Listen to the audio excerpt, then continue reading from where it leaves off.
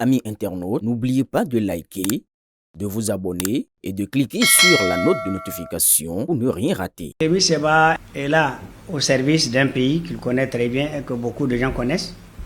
Et il influence beaucoup d'États, beaucoup de chefs d'État, beaucoup de responsables politiques par rapport à cette orientation.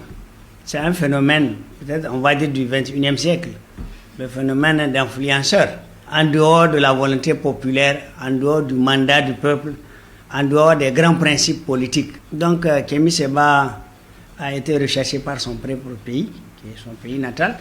Il l'a recherché et il l'a trouvé en Afrique du Sud. Je pense que c'est l'occasion de rappeler qu'on ne fait pas la politique avec des influenceurs, des coursiers. La politique, c'est une affaire très sérieuse, c'est une affaire scientifique. La politique engage les peuples, ce n'est pas les individus.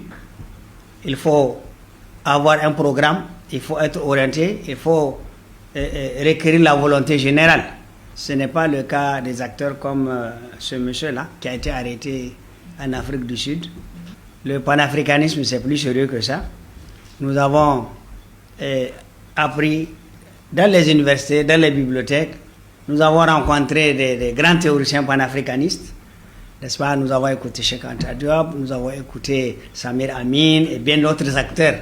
C'est le lieu de rappeler à tous les acteurs qui utilisent ce genre de personnages que ce ne sont pas des hommes mobilisateurs de la société, ce ne sont pas des hommes qui véhiculent des idées profondes, ce ne sont pas des hommes qui ont de véritables visions de société, ce ne sont pas des hommes qui ont la vision d'un avenir beaucoup plus prospère.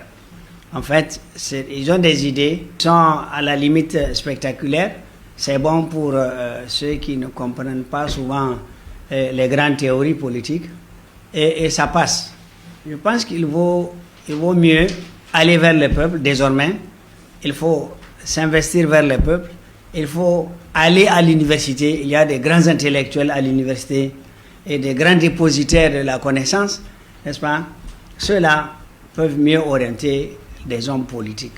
Il n'est pas seul, ils sont de plus en plus nombreux parce que c'est un secteur qui rapporte beaucoup d'argent à la jeunesse. Je pense que c'est le lieu de dire, de se débarrasser de ces genres d'acteurs qui ne reflètent pas la volonté populaire.